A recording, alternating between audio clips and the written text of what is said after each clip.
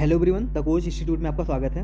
आपको बता दूं, national health mission Uttar Pradesh में 4000 वैकेंसी जो कम्युनिटी हेल्थ ऑफिसर है उनकी पोस्ट पे 4000 वैकेंसीज आई हुई हैं। तो इसी के बारे में आज हम डिस्कस करेंगे और इसका एलिजिबिलिटी क्राइटेरिया देखेंगे कि इसमें क्या मांगा हुआ है, ये कैसी वैकेंसी है, मतलब परमानेंट है या नॉन परमानेंट है, ठीक है, कॉन्ट्रेक्चुअल बेस में कैसे हैं, ठीक, इसी के बारे में हम चर्चा करेंगे। तो आपको बता दूं मैं पहले इसके बारे में कि एक्चुअली ये है क्या चीज़, ठीक है। ये कॉन्ट्रैक्ट बेस वैकेंसी है, ठीक है, जो एनएचएम, ठीक है, एनएचएम की वैकेंसी जो आई हुई है वो कॉन्ट्रैक्ट बेस पे है। यूपी की वैकेंसी है, इसमें 4000, ये देख लिया यहाँ पे लिखा हुआ है कॉन्ट्रैक्चुअल वैकेंसी, ठीक है। एक्चुअल नंबर में vary as per the requirements, ठीक है, इसे कम या ज़्यादा भी किया जा सकता है इस वैकेंसी को, ठीक है। और ये वैकेंसी किस चीज़ की है तो हम देखेंगे यहाँ पे किसी 4000 वैकेंसी है कम्युनिटी हेल्थ ऑफिसर। ये देखिए कम्युनिटी हेल्थ ऑफिसर की वैकेंसी हुई है। इसमें क्या लिखा है अंदर देखिए, under the Ayushman Bharat scheme government of Uttar Pradesh envision to strengthen sub health centres as health and wellness centre, ठीक है, for improve implementation of public health programmes and to enable comprehensive primary health care service delivery, ठीक है। तो ये vacancy जो है normal सी vacancy है जो इनकी सक्षमता को आगे बढ़ाने के लिए है, ठीक है। ये कॉन्ट्रेक्चुअल बेस की वैकेंसी है। अगर आप इसके बारे में ज़्यादा जानकारी लेना चाहते हैं तो ये देखिए upnrhm.gov.in की साइट पे जाके आप इसकी जानकारी ले सकते हैं।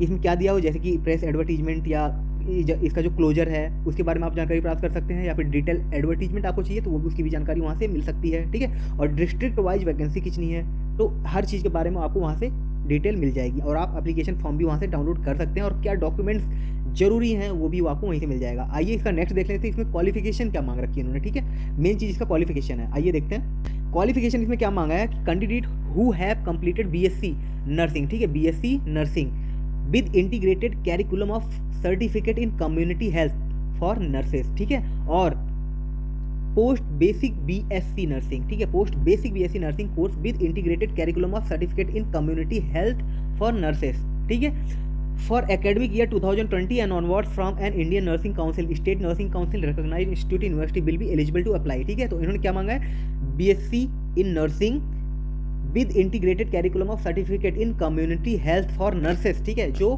कम्युनिटी हेल्थ फॉर नर्सेस जो नर्सेस उसके लिए इंपॉर्टेंट होता है वो सर्टिफिकेट होना अनिवार्य है, ठीक है। और दूसरी चीज़ देखिए, registered as nurses and midwife in Uttar Pradesh nurses and midwife council in case registration certificate is not available candidate have to annex copy of registration slip duly filled attested with the application form के साथ उसे attest करके, self attest करके, खुद के sign करके उसे copy देना है, साथ में किसकी, रजिस्ट्रेशन सर्टिफिकेट की कॉपी देनी है, ठीक है, जो ऊपर बात की गई है certificate in community health for nurses, ठीक है। इसे एक नोट क्या लिखा हुआ है, सबसे इंपॉर्टेंट ये नोट है, ठीक है, आप नोट देखिएगा।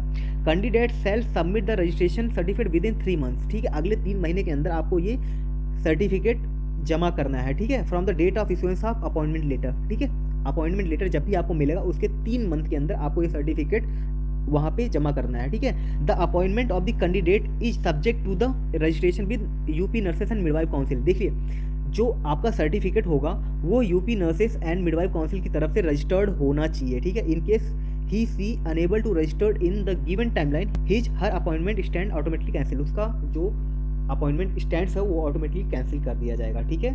इसमें आप देख लीजिए एज लिमिट की बात की, upper age limit for unreserved candidate UR के लिए 35 ईयर्स, ठीक है, reservation policy and applicable for as per UP state government rules, ठीक है, 35 ईयर्स। अब हम बात कर लेते हैं इसकी सैलरी और परफॉर्मेंस के बारे में, ठीक है, कि क्या इंसेंटिव रहेगा, ठीक है। तो हम सैलरी अगर बात करें, जो कम्युनिटी हेल्थ ऑफिसर उसकी सैलरी की बात करें तो 20,500 रुपये पर मंथ है, ठीक है, 20,500 रुपये पर मंथ है।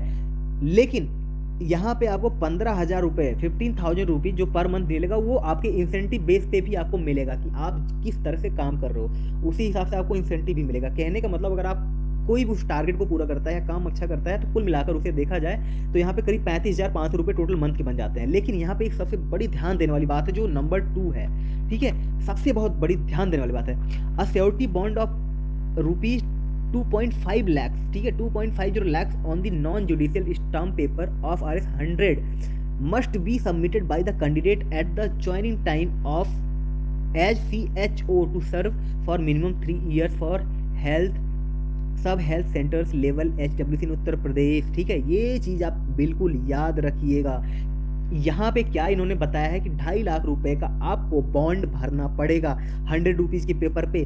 अगर आप 3 साल से पहले जॉब छोड़ते हैं या कुछ करते हैं तो आपको 2.5 लाख रुपए आपसे रिकवर किए जा सकते हैं। ये चीज़ बहुत ही इंपॉर्टेंट है और इस चीज़ को आप ज़रूर से ज़रूर याद रखिएगा। फॉर्म भरने से पहले 3 साल से पहले आपको वो जॉब नहीं छोड़नी है, क्योंकि आप एक कॉन्ट्रैक्ट बेस साइन होगा आपसे, ठीक है, और वो आपको सबमिट करना पड़ेगा। तो फ्रेंड्स, ये थी वैकेंसी जो हमने बताया आपको कम्युनिटी हेल्थ ऑफिसर की, जो कि 4000 पोस्ट के लिए आई हुई है। तो फ्रेंड्स, ये कुछ वैकेंसीज है जो 4000 वैकेंसी कम्युनिटी हेल्थ ऑफिसर के पोस्ट पे आई हुई है। आपको बताया मैंने, ये कॉन्ट्रैक्चुअल वैकेंसी है, ये कम या ज़्यादा भी हो सकती है। इसकी एलिजिबिलिटी क्राइटेरिया के बारे में हमने डिस्कस किया, ठीक है, इसके बॉन्ड के बारे में हमने डिस्कस किया, इसकी सैलरी के बारे में हमने डिस्कस किया। और अगर आपका कोई क्वेश्चन है इससे रिलेटेड तो आप हमें वो क्वेश्चन भी भेजिए, ठीक है, हम उस क्वेश्चन के बारे में भी डिस्कस करके आपको बताएंगे, आपके कमेंट का जवाब देंगे। आप कमेंट करके जरूर पूछिएगा इसके बारे में। मैं आपको बता दूं, डेली टू डेली आपको इस चैनल जॉब के बारे में जो भी रिलेटेड जॉब्स होंगी आने वाली अपकमिंग डेज में सारी डिटेल आपको मिलती रहेंगी।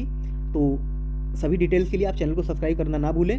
तो चलिए मिलते हैं आपको अगली वीडियो में एक नए जॉब के साथ, एक नए मुद्दे के साथ। तब तक अपना ख्याल रखिए और तैयारी करते रहिए, क्योंकि कंपटीशन बहुत ज़्यादा है। धन्यवाद।